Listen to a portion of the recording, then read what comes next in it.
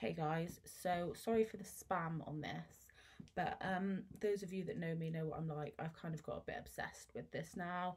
I can't stop researching it, and I found out some pretty interesting stuff. So obviously I posted about the former Vodafone boss whistleblower video that I watched, and I tried to corroborate a lot of what he'd said in his video, which I found pretty convincing. If you haven't watched it, it's on my YouTube channel or it's on my Facebook wall, whichever you want to watch.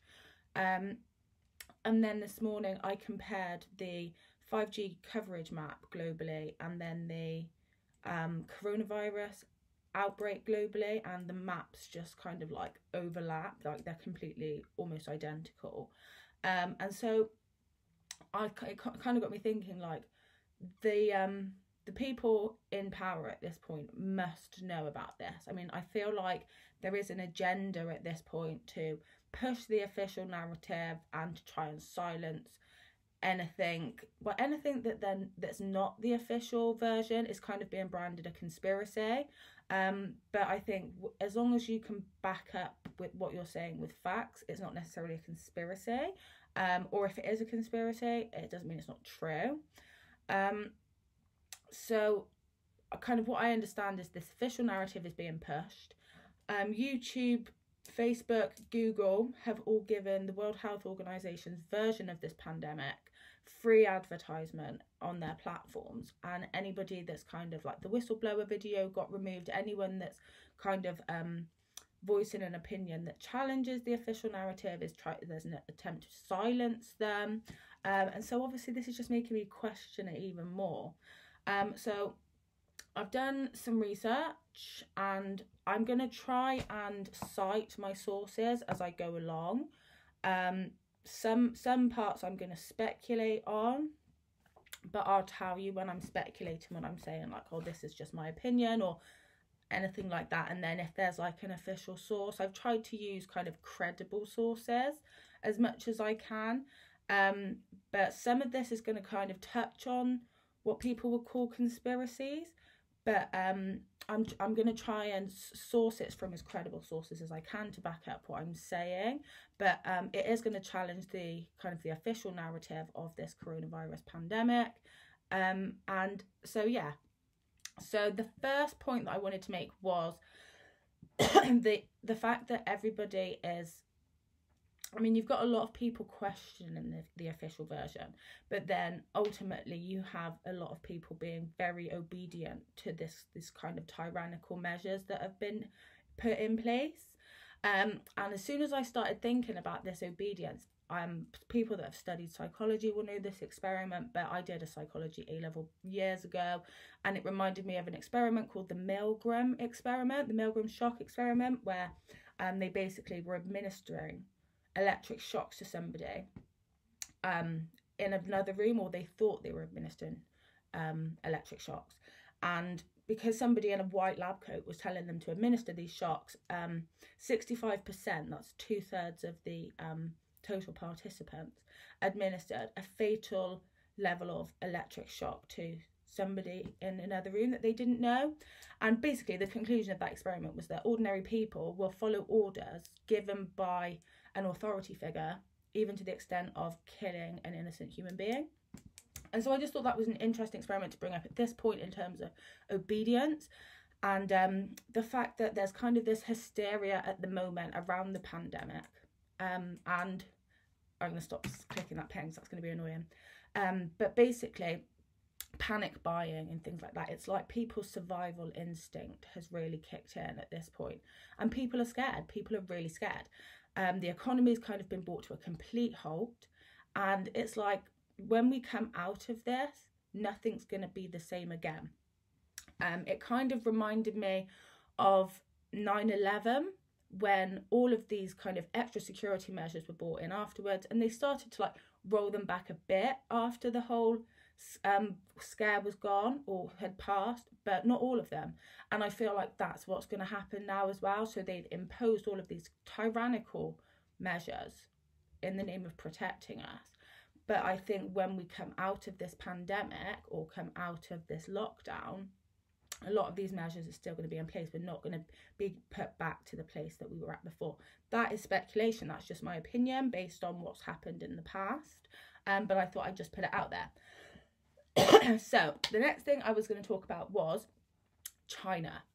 So a lot of what has come up in the research is how China have handled the situation. So a lot of there was a lot of leaked videos about kind of the brutality of the police enforcing the quarantine and the lockdown in Wuhan and other places in China, kind of using like brute force and like physically locking people in their flats and things like that.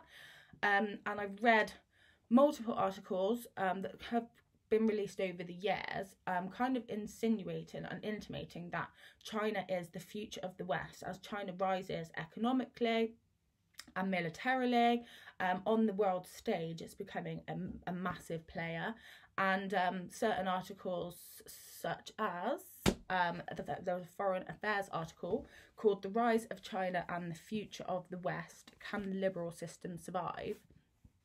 China is our future." They all point towards us in the West moving more towards an Orwellian and draconian state structure like China. Now, what's interesting, what came up was an article released by the Rockefeller Foundation in 2010 called Scenarios for the Future of Technology and International Development. And basically, this article was released in 2010, and it played out scenarios and how they were going to deal with it, or how the world stage could deal with it. And basically, oh, actually, I can't get it up on my screen because I'm recording, but this whole pandemic has basically been scripted in this article. You can look it up. I will tell you again. It's called The Scenarios for the Future of Technology and International Development. And basically, this pandemic has basically been written in 2010.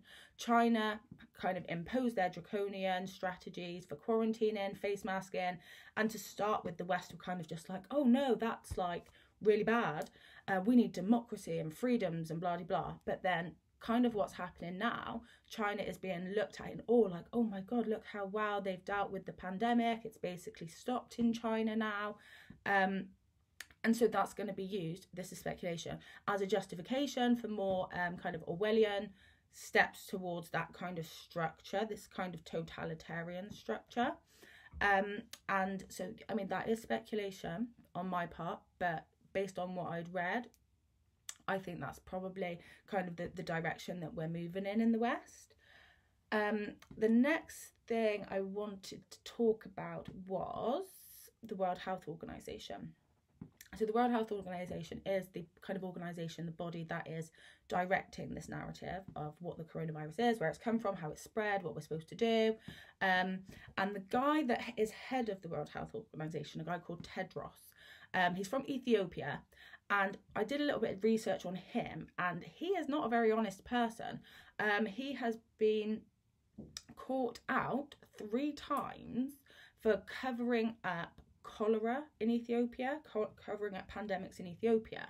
And I can quote you a reference for that one. It was a national interest article titled "Fully Complicit in the Terrible Suffering," and then I didn't finish what it was called, but if you type that in, you should get a search engine result. So yeah, this guy, I mean, I don't trust him based on that. I don't know how he's now head of the World Health Organization, if he has a track record like that that's available, like it's in the public arena for us to research him and find that out about him. But I thought that was interesting. Another thing with the World Health Organization is it was actually, here's a fun fact for you that I found out. So the Rockefeller Foundation is obviously a front for the Rockefeller family. I'm not going to go too much into the whole like Illuminati conspiracy, but those of you who are familiar with the Rockefeller family and the Rothschild family, they were actually the founders of the World Health Organization, and I can quote a reference for that one. It was a book written by an Alwyn Davies titled "They Didn't Listen, They Didn't Know How." And so Rockefellers are massive influencers because, I mean, they donate a lot of money to the World Health Organization, along with Bill and Melinda Gates as well, who basically want to vaccinate the whole world. But I will get onto that in a minute. But yeah, the Rockefellers are having major influence over the World Health Organization. So this is speculation at this point. Nothing has come out to say that in the UK a coronavirus vaccine is going to be mandatory. At the moment, we don't have mandatory vaccines in the UK.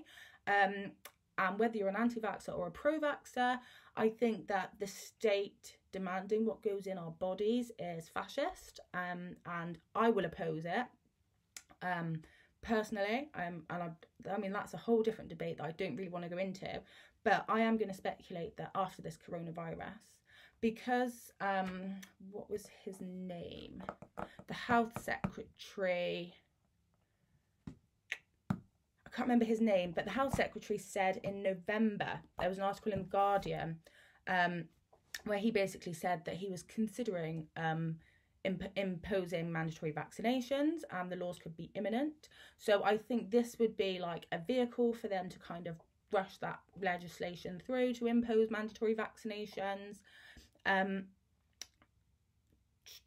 What else did I want to say? Okay, so now I will talk about Bill and Melinda Gates. Obviously, they've got their whole agenda, a global agenda, really. Again, massive influencers of the World Health Organization. And I can quote a reference there as well.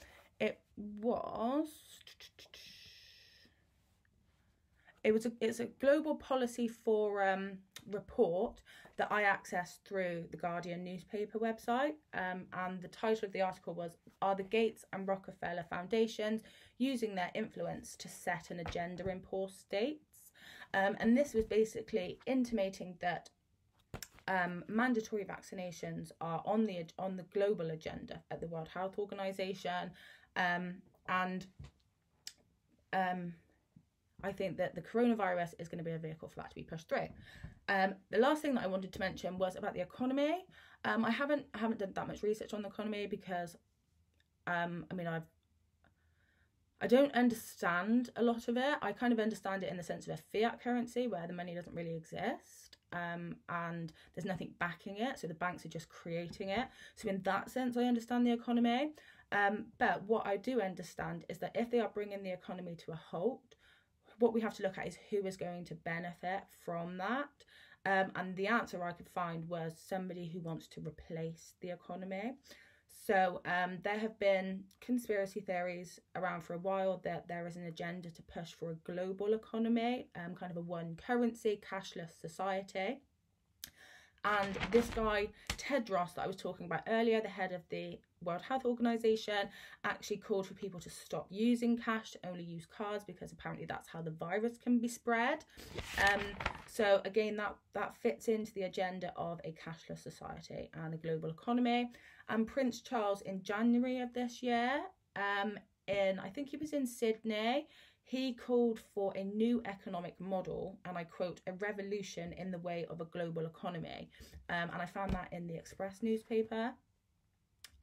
So yeah, that's kind of what I found out at the moment, because my question when I went into this research that I've done, that I'm sharing with you now, was to find out who is going to benefit from this pandemic as the official narrative is, rather than the whole 5G causing it. I mean, to bring the economy to a complete halt, who is going to benefit from that, and what are going to be the repercussions afterwards? What's going to unfold? What's the end result here?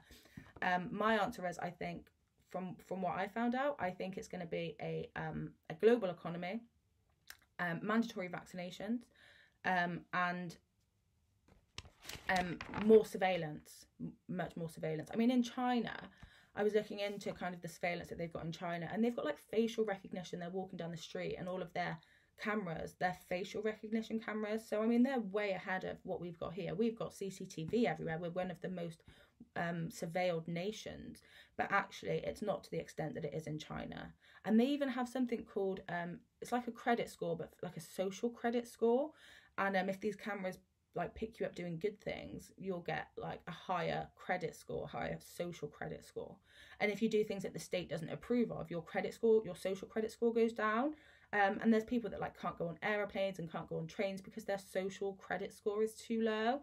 It's really weird. I'm going to do some more research into it because I only heard about it today. But that's me just like speculating based on like facts and kind of the direction that I think this is going in. So sorry this was a bit of a long video, but I hope you enjoyed it, and let me know what you think. Namaste.